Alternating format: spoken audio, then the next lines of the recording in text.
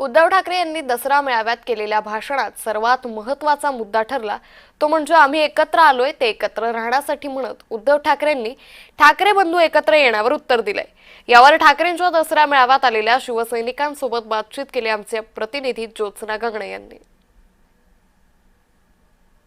सगळ्यात महत्त्वाचं तर या सत्ताधारी महिलांना 1,500 रुपये देत आहे।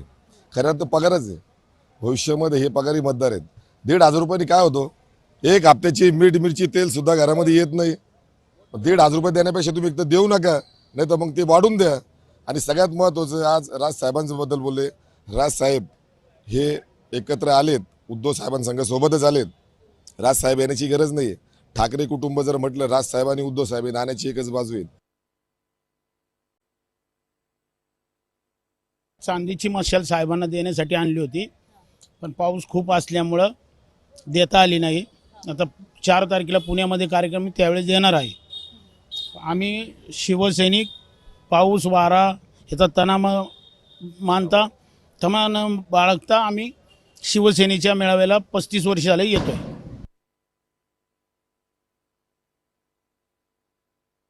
उद्धव साहेबांनी सांगितलेलंच आहे का एकत्र आलेलो आहे एकत्र राहण्यासाठी, आणि इथून पुढे ही काही दिवसामध्येच आम्हाला म्हणजे काही म्हणजे एका कार्यकर्ते म्हणजे एका शिवसैनिकांनी साहेबांना डायरेक्ट थेट विचारलं का साहेब राजसाहेब आणि तुम्ही एकत्र येणार आहे का?